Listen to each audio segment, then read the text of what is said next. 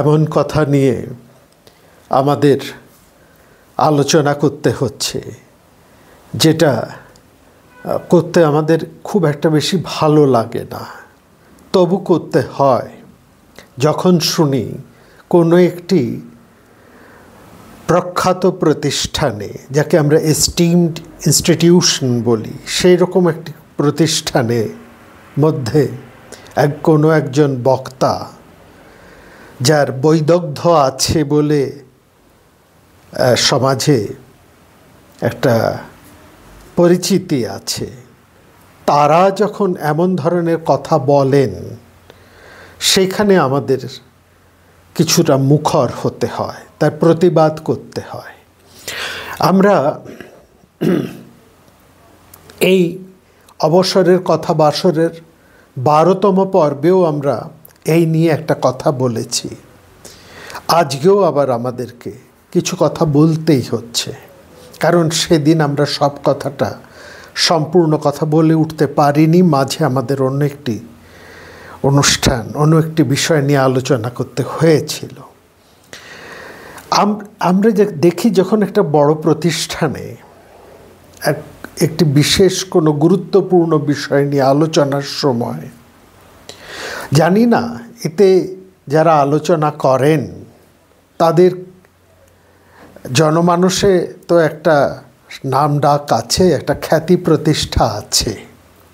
সেসব নিয়েও তারা যখন এই ধরনের আলোচনাগুলো করেন, এই বিষয়গুলোকে তুলে আনেন, সন্দেহ হয় এ কি নিছক খানিকটা বেশি বেশি গুরুত্ব পাবার বা সস্তা জনপ্রিয়তা, নাকি তারা বিষয়টাকে অত তলিয়ে ভাবেন না। এটা তো আমরা দেখছি এই রামচন্দ্রকে নিয়ে যখন কথা হয়, বিষয়টা যখন রামায়ণ নিয়ে, এবং তারা যখন বাল্মীকি রামায়ণকে উল্লেখ করে রামচন্দ্রের শ্রেষ্ঠত্ব থেকে রাবণের শ্রেষ্ঠত্বকে প্রকাশ করতে চান, এস্টাবলিশ করতে চান, প্রতিষ্ঠা দিতে চান, তখন আমাদের একটা সন্দেহ হয় এরা যথার্থভাবেই বাল্মীকির রামায়ণ পড়েছেন কিনা। হ্যাঁ, আমাদের কোনো বক্তব্য থাকে না, আমাদের কোনো কিছু বলার থাকে না। তারা যদি মাইকেল মধুসূদনের মেঘনাদ বধ কাব্যের দৃষ্টিভঙ্গি থেকে কিংবা অন্যান্য এ জাতীয় কোনো কবির, কোনো লেখকের রচনাকে উদ্ধৃত করে তারা কোনো একটি চরিত্রকে মহান করছেন বা তা অন্য একজনের গৌরবকে ধুলোয় নাবিয়ে দিচ্ছেন, সেখানে আমাদের কোনো কিছু বলার থাকে না। কারণ তারা একটা বিশেষ কোনো নির্দিষ্ট বা কোনো অন্য লেখকদের, অন্য কবি সাহিত্যিকদের, তাদের দৃষ্টিকোণ থেকে রামায়ণের চরিত্রকে বর্ণনা করছেন। কিন্তু তারা যখন কথার মধ্যে দিয়ে বাল্মীকি রামায়ণের কথা তুলে আনেন, তখন আমাদের তাদের বুদ্ধি, তাদের ব্যাখ্যা এবং তাদের বিশ্লেষণ শক্তির উপর আমাদের যথেষ্ট সন্দেহ জাগে তাদের পাণ্ডিত্যের উপর। এবং সেই সঙ্গে সঙ্গে এটাও মনে হয় তারা জনপ্রিয়তা পাবার একটা রোগে, একটা অসুখে তারা হয়তো ভুগছেন। দেখুন, রাবণ এবং রামচন্দ্রের মধ্যে যে তুলনা, সেটা নিয়ে আমরা আমাদের এই অবসরের কথা বাসরের 12তম পর্বে বিস্তৃতভাবে আলোচনা করেছি। এবং সেখানে একটি বিষয় আমাদের কথা বলবো আজকে, যেটি সেদিন আমরা বলে উঠতে পারিনি, যেটা নিয়ে রামচন্দ্রকে সমালোচনা করা। হ্যাঁ, রামচন্দ্র সমালোচনার ঊর্ধ্বে নয়, বাল্মীকিও তা করেননি। বাল্মীকি রামচন্দ্রের যথেষ্ট সমালোচনা করেছেন। সেখানে সমালোচনা করার মধ্যে তার বালিপদ আছে, সেখানে সমালোচনা করার মধ্যে তার সীতা ত্যাগের ব্যাপারটাও রয়েছে। কিন্তু সীতা ত্যাগের ব্যাপারটাকেও একটু বুঝতে হবে, কোন প্রসঙ্গে কোন বিষয়ের গুরুত্ব দিয়ে সেটাকে করা হয়েছে সেটা বলতে হবে। এবং সবচাইতে বড় কথা হচ্ছে সম্মুখ বধ। এই সম্মুখ বধ নিয়ে সে যখন কথা বলা হয় করে, রামায়ণের বাল্মীকি রামায়ণের উদ্ধৃতি দিয়ে তারা যখন রামচন্দ্রের সমালোচনা করে, তখন আমাদের বুঝতে হবে তারা বাল্মীকি রামায়ণটি ভালো করে পড়েননি বা বোঝেননি, বা সেই পড়া বা বোঝার শক্তিটুকু তাদের নেই। এদিকে মুখে মর্যাদা পুরুষোত্তম বলছেন, আর অন্যদিকে রাবণের প্রতিষ্ঠা করছেন, অন্যদিকে সম্মুখ বধের প্রসঙ্গ তুলে রামচন্দ্রকে সমালোচনা করছেন। সেখানে আমাদের বলতে হবে তাদের পড়াশুনোটা সঠিক হয়নি, তাদের বুদ্ধিটাও পরিশীলিত হয়নি, এবং তাদের এই ধরনের মহাকাব্য বোঝার যে শক্তি সেটু তাদের যথেষ্ট অর্জিত হয়নি। যাই হোক, কথায় আসছে, প্রথমে আমরা বিভীষণের কথা বলি। বিভীষণের কথাটা বলবো বলেই আমরা সেদিন 12তম পর্বের কথা বলেছিলাম। আগে দেখুন, বিভীষণকে একটা গৃহভেদী, ঘরের শত্রু ইত্যাদি বলে দাগিয়ে দেওয়া হয়েছে। যদি এটা একটা কৌতুকের দৃষ্টিকোণ থেকে, ঠাট্টার দিক থেকে যদি বলা হয়, যেমন বলা হয় গোবর গণেশ, ন্যাকা চৈতন্য, এইরকম অর্থে যদি বলা হয়,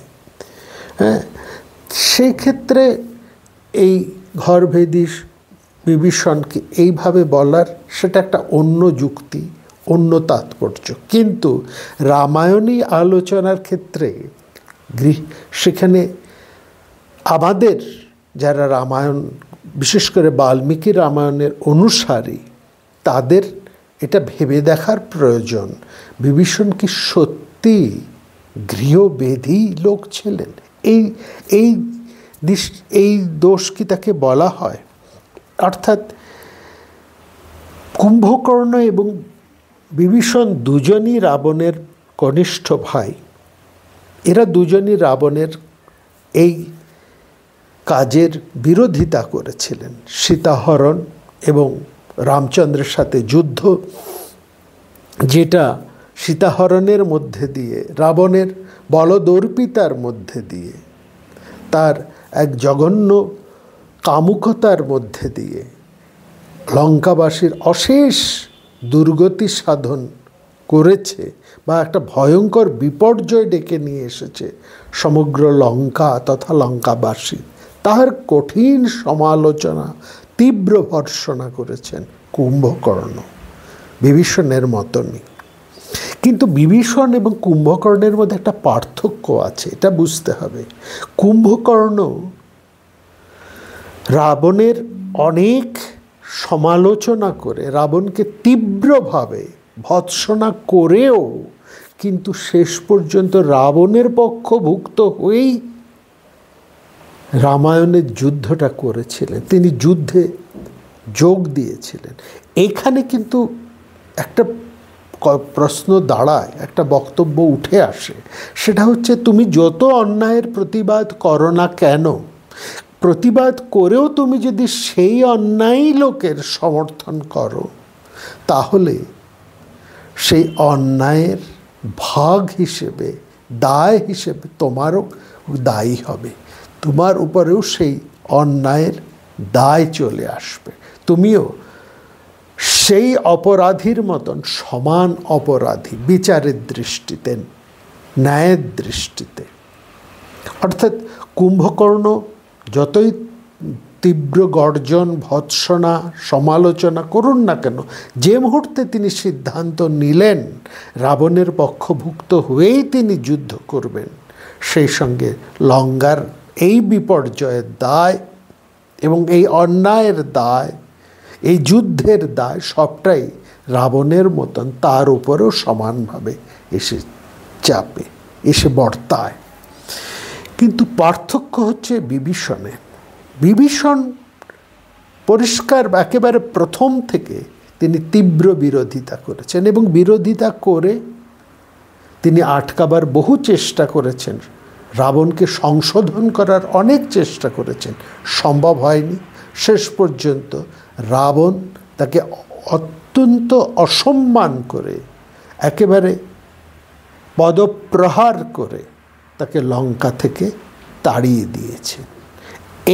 এই জায়গাটা, এই যে তাড়িয়ে দেওয়ার যে ব্যাপারটা, এবং তাকে তিনি সেই সময় এসে যোগ দিয়েছেন রামচন্দ্রের পক্ষে। এই রামচন্দ্রের পক্ষে এসে যোগ দিয়েছেন এইখানের আগের বিভীষণের যে কর্মধারাগুলো হয়েছে, সেখানে বিভীষণকে আমরা বলতে পারি একজন নন কনফর্মিস্ট, এই হিসেবে বিভীষণকে আমরা বলতে পারি। এবং তাকে আমরা বলতে পারি একজন হুইসেল ব্লোয়ার, এবং এই হুইসেল ব্লোয়ার হিসেবে আমরা বিভীষণকে দেখতে পারি। এবং বিভীষণের এই কাজ সে সময়ের, অর্থাৎ সে সময়ের একটা অত্যন্ত শক্তিশালী একনায়কতন্ত্র বিরুদ্ধে এবং তার অন্যায়ের তীব্র অন্যায়ের বিরুদ্ধে, তার জঘন্য অন্যায়ের বিরুদ্ধে তার তীব্র প্রতিবাদ। হুইসেল ব্লোয়ারদের কাজ কি? তারা যে হুইসেল ব্লোয়ার হচ্ছেন একজন যিনি কোনো সংস্থা বা প্রতিষ্ঠানের বিরুদ্ধে সরাসরি অভিযোগ করেন, এবং এই হুইসেল ব্লোয়ারের মধ্যে অবৈধ, অনৈতিক, বেআইনি কার্যকলাপের যে প্রক্রিয়া, যার মধ্যে দিয়ে বিভিন্ন সংস্থা বা প্রতিষ্ঠানের স্বচ্ছতা এবং জবাবদিহিতা নষ্ট হয়ে যায়, তাকে রক্ষা করে, বা কোনো সংস্থা বা প্রতিষ্ঠানের স্বচ্ছতা এবং জবাবদিহিতাকে নিশ্চিত করতে সাহায্য করে। এটাই হুইসেল ব্লোয়ারের কাজ, এবং বিভীষণ সেই কাজটাই করেছেন। যদি বিভীষণকে আমরা দেশদ্রোহী বলি, গদ্দার বলি, তাহলে যত বিখ্যাত হুইসেল ব্লোয়াররা আছেন তারা তো সেই শ্রেণীতেই পড়ে যান, তাই নাই কি? আমরা যদি দেখুন, আমরা বলি খুব বিখ্যাত একজন আমেরিকান হুইসেল ব্লোয়ারের কথা বলছি, তিনি এডওয়ার্ড স্নোডেন। এই এডওয়ার্ড স্নোডেন কী করেছেন? তিনি সিআইএর একজন গুরুত্বপূর্ণ সদস্য ছিলেন, কিন্তু তিনি দেখলেন তার প্রতিষ্ঠান রাষ্ট্রের অনৈতিক কাজের সাথে যুক্ত হয়ে যাচ্ছে। তিনি তার প্রতিবাদ করেছিলেন, এবং তিনি is now A hero figure of America. তিনি গদ্দার হিসেবে কিন্তু সংজ্ঞায়িত হননি, হি ইজ দ্য হিরো। আরেকজনে আমরা বলতে পারি অতি সম্প্রতি সময় 2019 সালে নিকোল সুভর। তিনি দেখলেন তার একমাত্র ছেলে, তিনি সেই ছেলে তার ডায়েরিতে একটা মাস শুটিংয়ের পরিকল্পনা করছে। সেটা হঠাৎ তার ছেলের ডায়েরি ঘাঁটতে ঘাঁটতে নিকোল সুভর সেটা দেখতে পায়। দেখে সঙ্গে সঙ্গে তিনি রাষ্ট্রকে, পুলিশকে তা জানিয়ে দেন, এবং একমাত্র সন্তানের বিরুদ্ধে একজন মায়ের যাওয়া যে কতখানি কষ্টকর সেটা বোঝা যায় অনেক পরে 2022 সালে নিকোল সুভরের দেওয়া একটা ইন্টারভিউতে। সেখানে তিনি বলেছিলেন যে অন্তত যদি একজনও একটি প্রাণকে বাঁচানো যায়, I think it worth it. এই হচ্ছে একজন হুইসেল ব্লোয়ারের কাজ, বিরোধী করেছে। এরকম প্রতিষ্ঠানের মধ্যে দিয়ে আমরা অনেককেই দেখি। বিখ্যাত যে সমস্ত হুইসেল ব্লোয়ারদের যারা রয়েছেন, ফ্র্যাঙ্ক সারপিকো, এডওয়ার্ড স্নোডেন, তার কথা তো বলেইছি, ড্যানিয়েল এলস বার্গ, হ্যাঁ, তারপরে পিটার বাস্কটন, তারপরে দীনেশ ঠাকুর, চেলসা মার্নিং, সত্যেন্দ্র দুবে, জিতেন্দ্র গাড়কে, অভিজিৎ মিশ্র, শেলা মাসুদ, এস মঞ্জুনাথ, হেমন্ত গোস্বামী, বিশ্ববন্ধু গুপ্ত, এদের প্রত্যেকের নামই আপনারা সার্চ করলে গুগলে পাবেন। এবং এরা প্রত্যেকে কোন কোন বিষয়ে রাষ্ট্রের, দেশের যে সমস্ত প্রতিষ্ঠান আছে তাদের যে অনৈতিক কাজকর্ম, তার বিরুদ্ধে তারা কিন্তু সরাসরি আঙুল তুলেছিলেন, অভিযোগ জানিয়েছিলেন। এরা কিন্তু কেউ গদ্দার বলে পরিগণিত হননি। ঠিক এই জায়গাটাই আমাদের বুঝতে হবে, বিভীষণের ক্ষেত্রেও আমাদের এই জায়গাটাই বুঝতে হবে, এবং এটাই কিন্তু বাল্মীকি দেখাতে চেয়েছিলেন। আমরা এই বিষয়ে কিপলিংয়ের একটি কোটেশন তুললে এই বিষয়টাকে আমরা আপনাদের সামনে দিতে চাই। সেখানে বলছে, কিপলিং বলছেন, রুডিয়ার্ড কিপলিং তিনি বলছেন, if you able to save your head, if you able to save your head while everyone else is losing theirs, you will be a man, my son. এটা যেন আমাদের মনে থাকে। এবার দ্বিতীয় এই প্রসঙ্গে আসি, যখন তারা রামচন্দ্রকে মর্যাদা পুরুষোত্তম বলছেন, কথায় কথায় তারা বলছেন মর্যাদা পুরুষোত্তম, অথচ তাদের কথার মধ্যে দিয়ে তারা রাবণকে রামচন্দ্রের থেকে অনেক বেশি গুরুত্বে প্রতিষ্ঠা করছেন। বলছেন রাবণ কম গুরুত্ব নয়, রাবণই হচ্ছে রামায়ণের নায়ক। এবং সেখানে তারা কথাও বলছেন যে রাবণের গরিমায়, রাবণের মহত্বে, রাবণের ঔজ্জ্বল্যে রামচন্দ্র ঢাকা পড়ে যাচ্ছেন। সত্যি কি তাই? তাহলে তো বলতে হবে তারা রামচন্দ্রের এই মর্যাদা পুরুষোত্তম শব্দটির অর্থই বোঝেন না। মর্যাদা কথাটার অর্থ কি? মর্যাদা অর্থের কথা হচ্ছে ডিগনিটি, হ্যাঁ, একটা রেসপেক্ট, একটা অনার, হচ্ছে একটা প্রেস্টিজ, গৌরব। সম্ভ্রম, সম্ভ্রম মানে হচ্ছে সম্মান এবং ভয়ের মিশ্র অনুভূতি, সম্মান বোধ, এবং এই সম্মান বোধ নষ্ট হবারও একটা ভয় যার মধ্যে যুগপৎ থাকে, সেটাই হচ্ছে সম্ভ্রম। একটা সীমা, একটা লিমিটেশন। কিসের লিমিটেশন? সম্মানের লিমিটেশন, সম্ভ্রমের লিমিটেশন, গৌরবের লিমিটেশন, সদাচারের সীমা, শালীনতার সীমা। আমরা কথায় কথায় বলি না যে তুমি তোমার সীমা অতিক্রম করে যাচ্ছ, এই সীমা, এটা বুঝতে হবে। রামচন্দ্র তার জীবনে কখনোই কিন্তু কোনো বিষয়ে সীমা উল্লঙ্ঘন করেননি। সুতরাং রাবণের কোনো সীমা ছিল না। রাবণ যে কোনো ব্যাপারে ঝাঁপিয়ে পড়তে, যে কোনো বিষয়ে তার মর্যাদাকে উল্লঙ্ঘন করতে তার কিছুমাত্র সময় লাগতো না, কোনো কিছু তিনি পরোয়া করতেন না।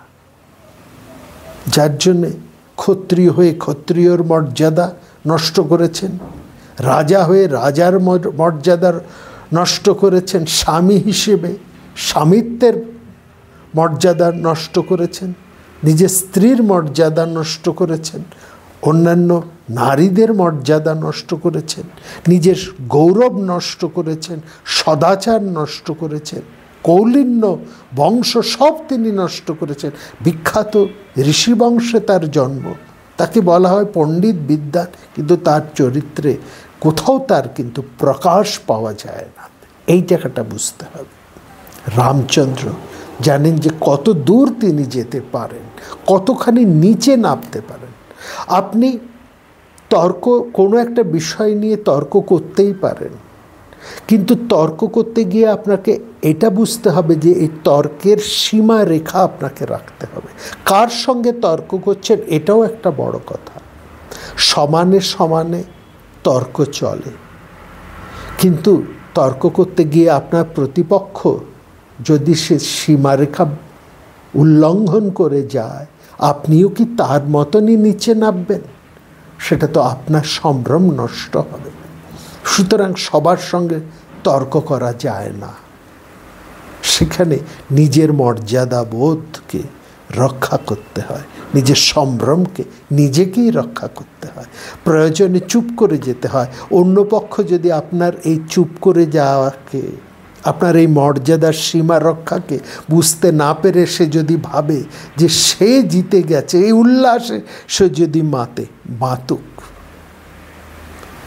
কারণ একজন মর্যাদাহীন পুরুষ যার বোধ বুদ্ধি নেই, নিজের সম্ভ্রম সম্পর্কে যার ধারণা নেই, সে অন্যের মর্যাদার গুরুত্ব, অন্যের কৌলিন্যের গুরুত্ব, অন্যের সম্মানের গুরুত্বের সীমারেখাকে বুঝতে পারে না। যে সীমারেখা, নিজের সীমারেখা যে রাখতে পারে না, সে অন্যের মর্যাদাকে পরিমিত করতে পারে না, পরিমাপ করতে পারে না। সুতরাং সেখানে তাকে থেমে যেতে, রামচন্দ্র ঠিক এখানেই থেমে যেতেন। এই জায়গায় তিনি করতে পারেন। রাবণ যা করতে পারেন, রামচন্দ্র তা করতে পারেন না। রামচন্দ্র সেই সময়ের মানুষ, যখন তার অন্যান্যরা তো বটেই, তার পিতাও বহু বিবাহ করেছেন, রামচন্দ্র কিন্তু একটি স্ত্রীর মধ্যেই নিজের মর্যাদাকে রক্ষা করে, নিজের সীমাকে রক্ষা করেছিলেন, নিজের ডিগনিটিকে ওই জায়গায় দাঁড়িয়ে রেখেছিলেন। সেই ক্ষেত্রে রামচন্দ্রকে বুঝতে হলে এই মর্যাদা বিষয় সম্পর্কে একজনের ধারণা, অভিহিত সম্পর্কে স্পষ্ট ধারণা থাকতে হবে। মর্যাদা সম্পর্কে যিনি কথা বলছেন রামচন্দ্রকে নিয়ে, এই মর্যাদা বিষয়ে তার ধারণাটা স্পষ্ট থাকতে হবে। সেখানে হলো, দেখুন, এই পরেই তারা চলে আসেন রামচন্দ্রের সম্মুখবধ নিয়ে। আমরা আগের ওই 12তম পর্বে আমরা বলেছি এই সম্মুখবধ যেখানে রয়েছে, অর্থাৎ উত্তরকাণ্ড, এটা প্রক্ষিপ্ত। কেন প্রক্ষিপ্ত সেটা আমরা বারবার দেখিয়েছি, এবং সেখানে আমরা এই সম্মুখবধের উদাহরণ দিয়েও দেখেছি, কয়েকটি উদাহরণ দিয়ে তার মধ্যে সম্মুখবধের আছে, দেখিয়েছি যে আদিকাণ্ড থেকে যুদ্ধকাণ্ড পর্যন্ত যে বাল্মীকির রচনা, সেখানে যে ঘটনাগুলো ঘটেছে, সে যা উদাহরণগুলো আছে, উত্তরকাণ্ডে গিয়ে ঠিক তার উল্টো কথা বলা হয়েছে। অর্থাৎ উত্তরকাণ্ড যে অন্য একটা উদ্দেশ্য নিয়ে, এবং অন্যান্য রচনা তারা যখন সেই উদ্দেশ্য সাধনের জন্য তারা উত্তরকাণ্ড লিখে যাচ্ছেন, সেখানে তারা অনেক সময় তার আগের যে কথাগুলো বাল্মীকি বলেছেন সেগুলোকে তারা খেয়ালই করছেন না। অর্থাৎ সেই নেশায় তারা এতটাই প্রমত্ত হয়ে যাচ্ছেন, নিজেদের ব্রাহ্মণত্বের একটা জয়ধ্বজা ওড়াবার সংকল্পে তারা এতই মাতোয়ারা হয়ে যাচ্ছে যে পূর্বে কি কথা বলা হয়েছে তারা বেমালুম ভুলে যাচ্ছেন। যেমন সম্মুখবধের ক্ষেত্রে উদাহরণ দিয়েছিলাম আমরা, যে রামচন্দ্র নাকি যা উত্তরকাণ্ডে আছে, তিনি তার পুষ্পক বিমানে করে শম্ভুককে খুঁজে বেড়াচ্ছেন, অথচ সেখানে আমরা দেখেছি যুদ্ধকাণ্ডের আগেই যে রামচন্দ্র যখন ফিরে এলেন সীতাকে উদ্ধার করে, তখন তিনি অযোধ্যা প্রবেশ করবার মুহূর্তেই তিনি এই বিমানটিকে, পুষ্পক বিমানটিকে তিনি বিদায় দিয়েছিলেন, এবং সেটি উত্তর দিশা অর্থাৎ কুবেরের কাছে ফিরে গিয়েছে। অথচ যারা এই উত্তরকাণ্ড লিখছেন তাদের আর ওই জায়গাটা বেমালুম, তারা ভুলে গেছেন, বা তাদের আর সেই জায়গাটা চোখেই পড়েনি। এরকম অনেক ত্রুটি আছে। আসলে একটা জিনিস দেখুন, রামচন্দ্র খুব পরিষ্কার করে লক্ষ্মণকে বলছেন, রামায়ণের একটি জায়গায় আছে, আপনারা দেখবেন, হ্যাঁ, সেখানে তিনি বলছেন, লক্ষ্মণকে তিনি বলছেন যে তুমি আমার মায়ের মতনই তুমি অবুঝ হয়ে পড়েছ, তোমরা কেউ আমাকে বোঝার চেষ্টা করছো না। মামা তাভিপ্রায়ম সন্নিরীক্ষা মাত্রা সাহাভাদস্যে মাংসু দুঃখম। বলছেন, সেখানে রামচন্দ্র বলছেন, ধর্ম অর্থ কাম, এই তিনটি সমস্ত লৌকিক সুখের কারণ মনে করা হলেও মনে রাখতে হবে এই তিনটি এই ধর্ম, অর্থ, কাম, এর মধ্যে ধর্ম এবং অর্থ, এর মধ্যে কাম এবং অর্থ, বা অর্থ এবং কাম দুটি কিন্তু ধর্মের দ্বারা ভীষণভাবে নিয়ন্ত্রিত। বলেই তিনি একটা চমৎকার উদাহরণ দিচ্ছেন। উদাহরণটা কিভাবে দিচ্ছেন? যে উদ্দেশ্যে তিনি বেরিয়ে পড়েছেন, অর্থাৎ তার স্ত্রীকে উদ্ধার করার, সেই স্ত্রীরকে টেনে এনেই তিনি উদাহরণটা দিচ্ছেন। সেটা লক্ষ্য করুন। সেখানে বলছেন, আমার স্ত্রী, একই স্ত্রী, তিনি আমার বশীভূত হয়ে আমার ধর্মচারণের সহায় হন, আবার তিনি আমাকে রঞ্জিত করে আমার কামনা পূর্তি করে তিনি পুত্রবতী হয়ে আমার আবার অর্থ সাধনের সহায় হতে পারেন। এই জায়গার থেকে বুঝতে হবে যে তিনি বলছেন ইয়ে তত্র সর্বে সুরসংশয় মে ভার্যেব বর্ষাভিমতা সুপুত্রা। অর্থাৎ ধর্ম, অর্থ এবং কাম এর ওপরেও আরেকটা কঠিন এবং আরেকটা শক্তিশালী কঠোর বিষয় রয়েছে, যা সব সময় এই ধর্মের, অর্থের এবং কামের ইতি কর্তব্যতাকে নির্দেশ করে বা নির্ণয় করে। অর্থাৎ কাম কোন উদ্দেশ্যে চলবে, অর্থ কোন উদ্দেশ্যে সাধিত হবে, ধর্ম কোন পথে আচরিত হবে, এটা তিনি ওই বিশেষ কারণটি, বিশেষ শক্তির দ্বারা, বিশেষ বিষয়ের দ্বারা নিয়ন্ত্রিত হয় এবং সেটিও ধর্ম, সেটিও ধর্ম। এই ধর্ম ওই লৌকিক ধর্মের অনেক উপরে এবং সেখানে বলছে এই কাম, অর্থ এবং প্রতিদিনের যে চলার ধর্ম তা কিন্তু ওই মূল ধর্ম দ্বারা নিয়ন্ত্রিত। রামচন্দ্র এখানে লক্ষ্য করুন, এই রামচন্দ্র যেখানে বলছেন যে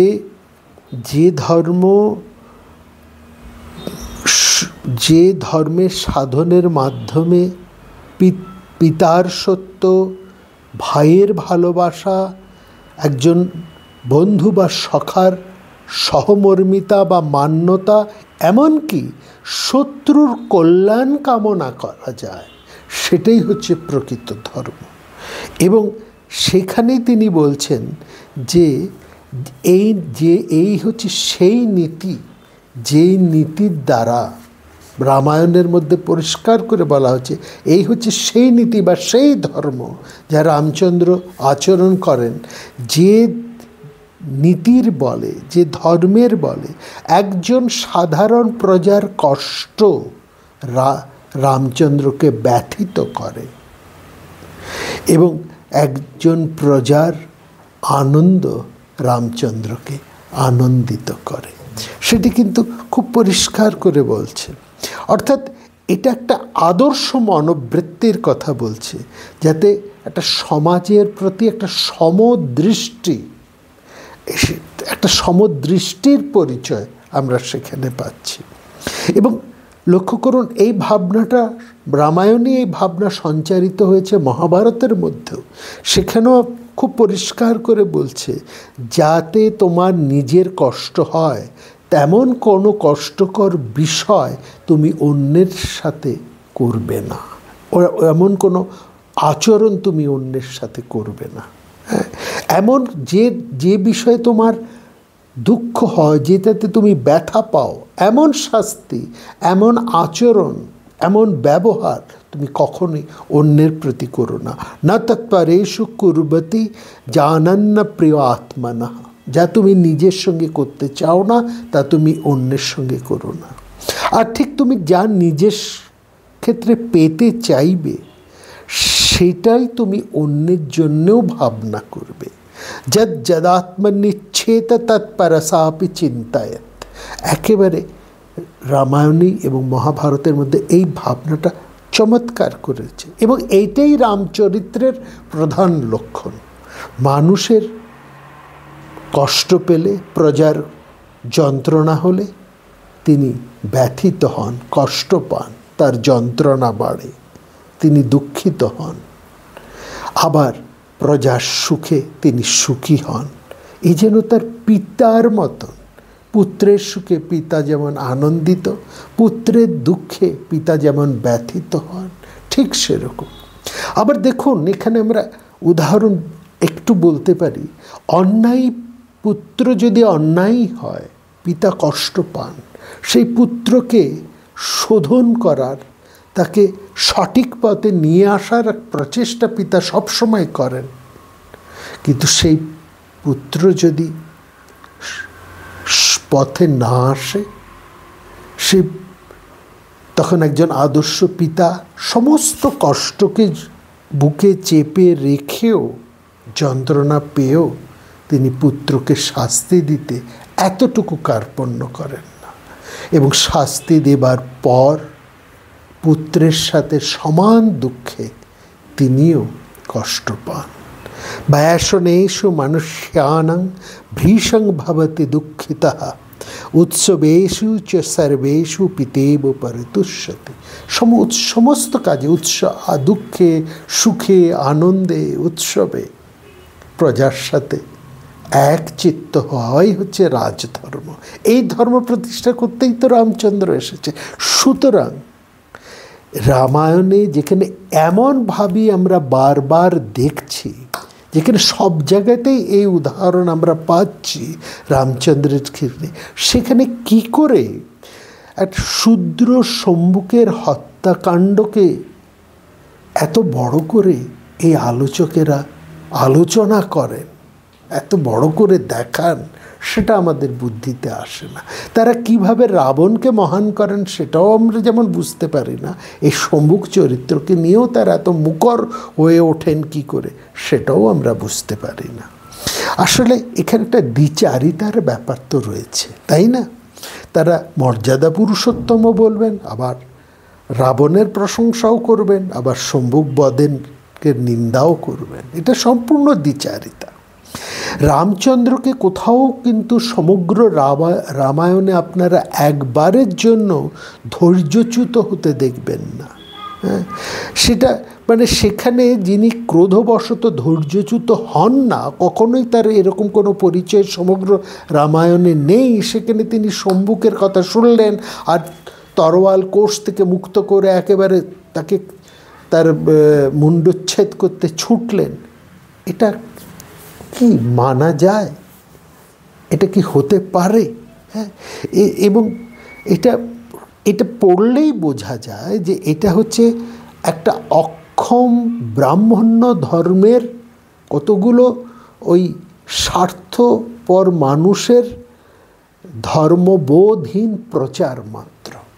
এবং সেটাকেই এখনকার কিছু পণ্ডিত মন্য আমরা বলবো এদেরকে, তারা এটা নিয়ে বড় বাড়াবাড়ি করে চলেছেন।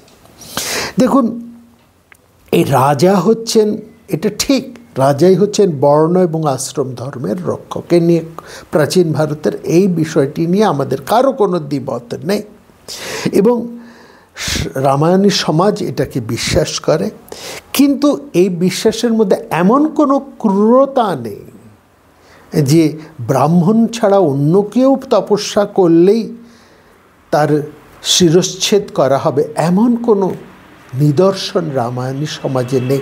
কেন নেই আমরা সেটা এখনকার কিছু উদাহরণে আপনাদের সামনে তুলে দেখাচ্ছি, পরিষ্কার করে দিচ্ছি। সেই পরপর ঘটনাগুলো আপনাদের সামনে তুলে আনলেই এর আমাদের বক্তব্যের যুক্তিটা আপনারা বুঝতে পারবেন। এখানে দেখুন কি দেখলাম আমরা, শম্ভুক বধকাণ্ডে রামায়ণের উত্তরকাণ্ডে একজন ব্রাহ্মণ তার প্রিয় পুত্রের জন্য রাজাকে দায়ী করলেন।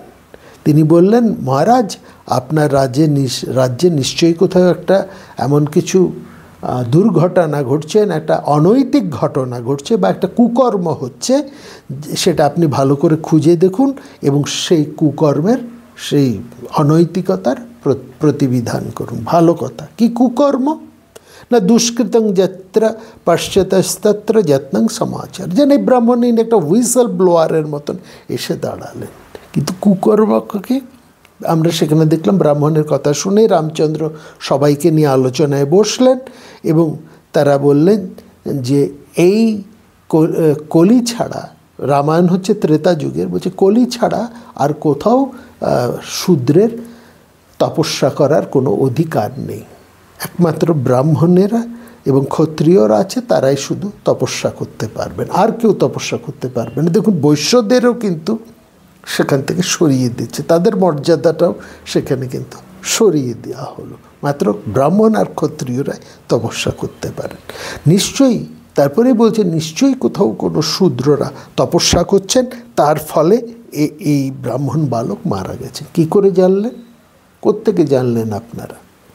হ্যাঁ, এইখানেই দেখুন আমরা তার আগের এই শূদ্র এমনই কি ব্যাপার নাকি? ত্রেতা যুগে কি এরকমই ছিল? কোনো শূদ্র তপস্যা করতে পারতো না, তাই নাকি? তাহলে তো আবার আমাদের বলতে হবে আপনারা বাল্মীকি রামায়ণ ভালো করে পড়েননি, একেবারেই মন দিয়ে পড়েননি। কারণ আমরা একটু ফিরে যাই, অতি পরিচিত একটি ঘটনার কথা স্মরণ করিয়ে দিই আপনাদেরকে। দশরথ অন্ধমুনির কথা। হ্যাঁ, যে সেই দশরথ অন্ধমুনির পুত্রকে শব্দবেদী বাণে প্রহার করে তিনি বিলাপ করছিলেন। হ্যাঁ, এবং তিনি নিজের মুখেই এই বিলাপটি করছিলেন তার এই মৃগয়া ব্যাসনের কথা বলে তার জ্যেষ্ঠা মহারানী কৈকেয়ীকে, কৌশল্যার কাছে তিনি বলছিলেন। এই জায়গাটাকে তো কেউ প্রক্ষিপ্ত বলছে না, এটা তো মূল রামায়ণের মধ্যেই রয়েছে, আদিকাণ্ডের মধ্যেই আছে। রামচন্দ্র তখন বনবাসে যাচ্ছেন, বনবাস যাত্রী। মহারাজ দশরথ পুত্র শোকে মৃত্যু পথযাত্রী। এমনই অবস্থায় তিনি তার পূর্বের অপরাধ স্মরণ করে বিলাপ করছেন। তিনি বলছেন কৌশল্যার কাছে, মহারানী জ্যেষ্ঠা মহারানী কৌশল্যার কাছে বিলাপ করতে করতে বলছেন, আমি সেই কবেকার কথা, আমি বনে মৃগয়া করতে গিয়ে একটা হরিণের জল খাবার শব্দ শুনে আমি শব্দবেদী বাণ প্রয়োগ করেছিলাম, এবং সেই বাণটা প্রয়োগ করার সঙ্গে সঙ্গে আমি মানুষের কথা শুনতে পেলাম। বাগ্ভৃত্য তত্র মানুষও, মানুষের কথা বলছিলেন। সেই মানুষের কথা, সেই মানুষই কথা আমার কানে এসে পৌঁছলো। কি সেই কথা?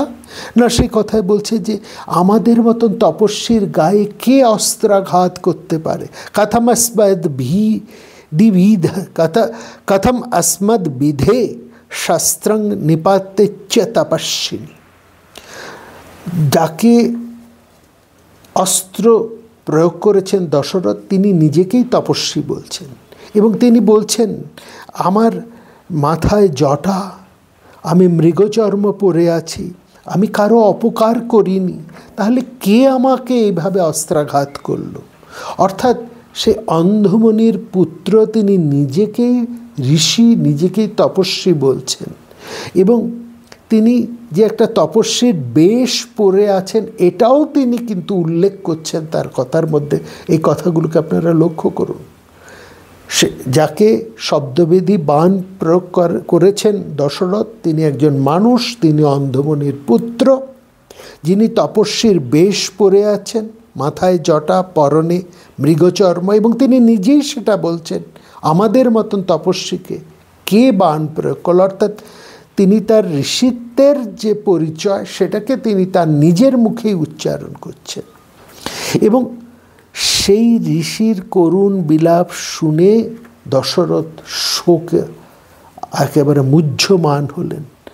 তারপরে তিনি গিয়ে দেখলেন তার অস্ত্রাঘাতে সেই তপস্বী জটার আলোলিতভাবে সেখানে রক্তপ্লুত হয়ে ছটফট করছেন। সেখান থেকে দশরথ তাকে তুলে নিয়ে আসছেন, এবং সেই অন্ধমুনির পুত্র, যিনি নিজেকে ঋষি বলছেন, ঋষিপুত্র বলছেন, যিনি জটা বল্কলধারী, হ্যাঁ, তপস্বীর বেশে রয়েছেন, তিনি বলছেন আমার পিতা মাতা অন্ধ, তারা তৃষ্ণায় কাতর হয়ে রয়েছেন, আমি জল নিয়ে গেলেই তারা জল খেতে পাবেন, এই আশায় তারা বসে আছেন। এবং তিনি শুধু তাই নয়, তারপরে বলছেন আমার তপস্যা বা এই বেদ অধ্যয়নের হয়তো কোনো ফলই হলো না, নইলে কে আমাকে এমন করে অস্ত্রবিদ্ধ করে আমাকে এইভাবে এই অবস্থায় ফেলে রাখলো? আমার বাবা মা কেন এখনও সে খবর জানতে পাচ্ছেন না? না নুনং তাপসো ওয়াস্তি ফলযোগ শ্রুতস্যবা।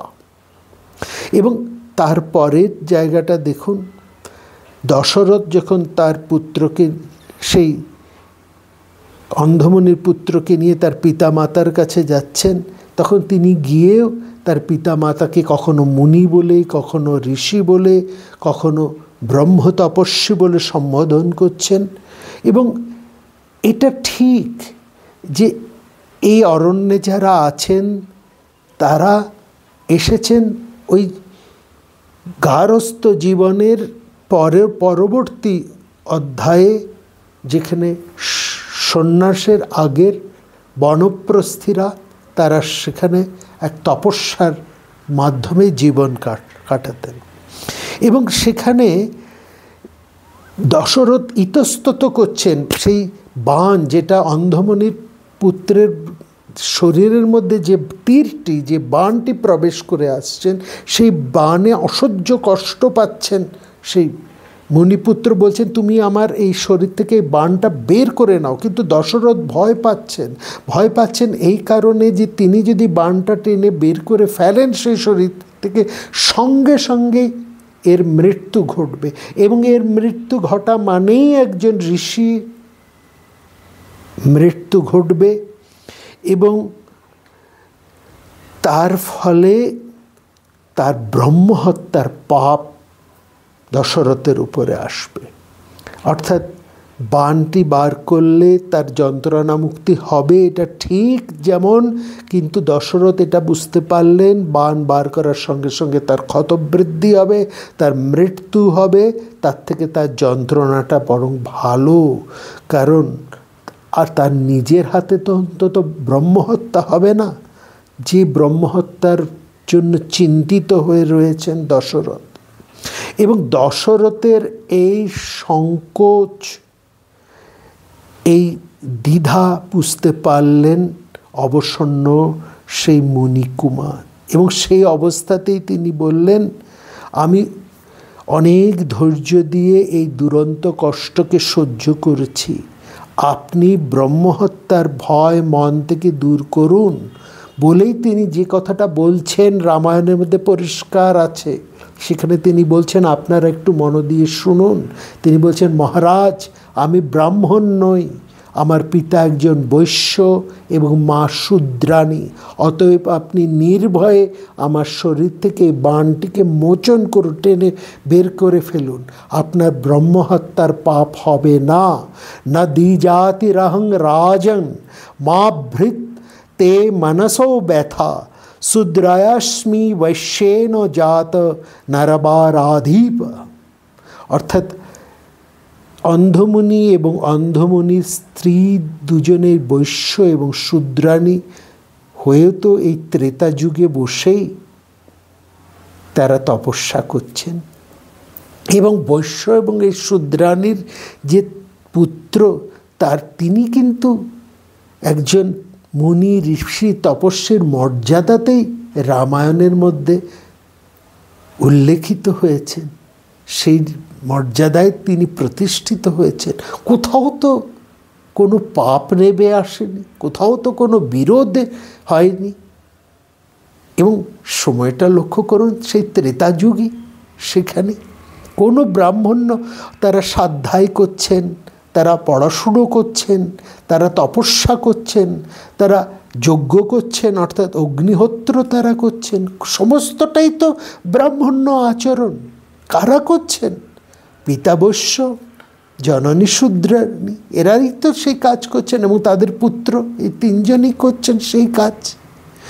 তাহলে এই শঙ্কর জন্মা ঋষি পুত্র, তাকে নিয়েও তো সমাজে কোনো বিরোধ নেই। অন্ধমুনি বা তার পত্নীকে নিয়ে, যেন একজন বৈশ্য, একজন শূদ্রাণী, এবং যাদের পুত্র শঙ্কর জন্মা। সুতরাং এই প্রশ্ন আসছে কোথার থেকে? এবং যে মুহূর্তে অন্ধমুনির পুত্র মারা গেলেন, তখন তার বৈশ্য পিতা তাকে আশীর্বাদ করছেন, যারা নিয়ত বেদ অধ্যয়ন করে, তপশ্চরণ করে, যারা নিয়ত অগ্নিহোত্র করে, তুমি তাদের সদ্গতি লাভ করো, তাং গতিং গচ্ছ পুত্র।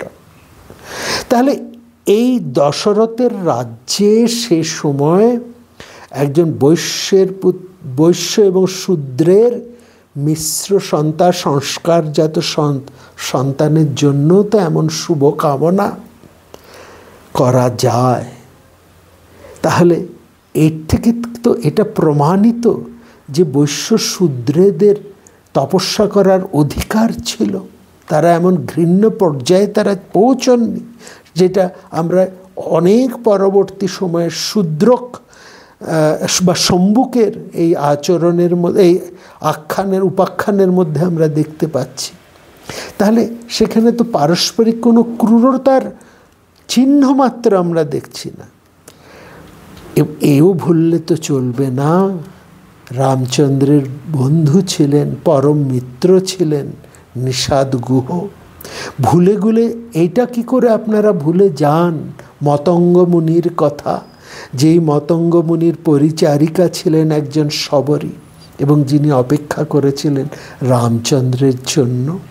তার আত্মগুণে তিনি ঈশ্বর স্বরূপ রামচন্দ্রের সেবা করতে পেরেছিলেন, তার জন্য অপেক্ষা করেছিলেন। অর্থাৎ তার এই কথাও যদি আপনাদের এমন চোখ এড়িয়ে যায়, তাহলে এই যারা বানর, যারা ভল্লুক, যারা রাক্ষস, তারা রামচন্দ্রের বন্ধুত্বের সম্মান কি করে লাভ করল? এ কথাও কি আপনাদের এতটুকু মনে আসে না? বানর, ভল্লুক কিংবা রাক্ষস অর্থাৎ বিভীষণ ইত্যাদি, এরা তো আর্য ছিলেন না, রামচন্দ্রের মতন এরা আর্য ছিলেন না। তাহলে এখানে তো কোনো নিন্দা উচ্চারিত হয়নি, এখানে তো কোনো রামরাজ্যে কোনো রকম বিকল্প অভিশাপ নেমে আসেনি, কোনো রকম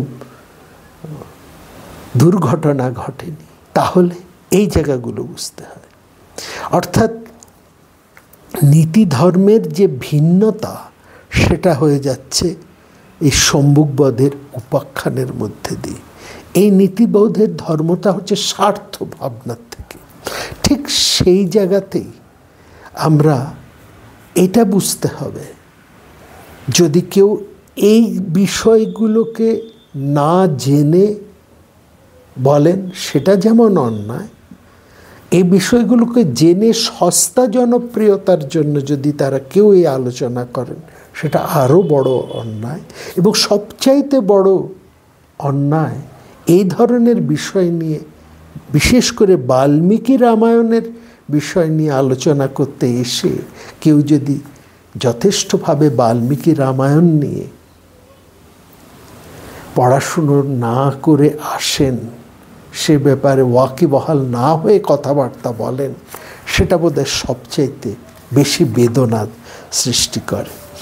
আসলে আমাদের এটা মনে রাখতে হবে, মানব মুক্তির অভিযানই হচ্ছে মানুষের ইতিহাস, এবং প্রত্যেক জাতির একটা জাতীয় উদ্দেশ্য আছে। প্রাকৃতিক নিয়মাধীনে বা মহাপুরুষদের প্রতিভা বলে প্রত্যেক জাতির সামাজিক রীতিনীতি সেই উদ্দেশ্যটা সফল করার উপযোগী হয়ে গড়ে তোলে সেটাকে। এবং এই জায়গাটা আমাদের বিশেষ করে সেখানটা মনে রাখতে হবে। আমাদের এই জায়গাটায় মানুষের দুটি দিক আছে, একটা হচ্ছে সামাজিক, আরেকটা হচ্ছে তার ব্যক্তিক। একদিকে সে সামাজিক নিয়মের সাহায্যে নিয়ন্ত্রিত, অন্যদিকে সে সামাজিক ধ্যান ধারণা ও মূল্যবোধ থেকে স্বাধীন হয়ে স্বকীয় বৈশিষ্ট্যের অধিকারী হয়। জ্ঞান, বিজ্ঞান এবং সামাজিক ক্ষেত্রে বিপ্লবীদের আবির্ভাব এভাবেই কিন্তু সম্ভব হয়েছে। সামাজিক ক্রিয়াকলাপে চারটা মৌল শক্তি রয়েছে, একটা জ্ঞান, শৌর্য, অর্থ এবং কায়িক শ্রম। সেখানে শক্তিশালী ব্যক্তিত্ব, অন্যান্য বিষয়গুলো তো আছে। আর সমাজ দাঁড়িয়ে আছে ব্যক্তি সমূহের উপরে। আর সামাজিক মৌল শক্তিগুলো কোনো গোষ্ঠীর হাতে কেন্দ্রায়িত হলে সমাজ সংকুচিত হয়, আর শক্তিগুলো জনসাধারণের মধ্যে বিকেন্দ্রীকৃত হলে সমাজ প্রসারিত হয়। শুধু ভারত, অন্যান্য দেশ যেখানে অন্য কোনোভাবে প্রতিষ্ঠা পেয়েছে, সেখানে ভারতবর্ষ কিন্তু প্রতিষ্ঠা পেয়েছে অন্য একটা শক্তিতে, সেটা তার আধ্যাত্মিক শক্তিতে। এই আধ্যাত্মিক শক্তিটা আমাদের এই রিলিজিয়ান বা ধর্মের শক্তি নয়। এই আধ্যাত্মিক শক্তি হচ্ছে মানুষের নিজের শক্তি, আত্মশক্তি। এই আত্মশক্তির কথাই কিন্তু আমাদের সমস্ত মহাকাব্যে, সমস্ত পুরাণে এবং আমাদের সমস্ত রচনার মধ্যে সেটাই কিন্তু দর্শনে বারবার সেটাই উঠে আসে। এটাকে আমাদের বুঝতে হবে। এই জায়গাটা বুঝে তারপরে আমাদেরকে এই বিষয় নিয়ে কথাবার্তা বলতে হবে। সবাই ভালো থাকবেন। আগামী পর্বে আমরা আবার ফিরে আসব নতুন কোনো বিষয় নিয়ে।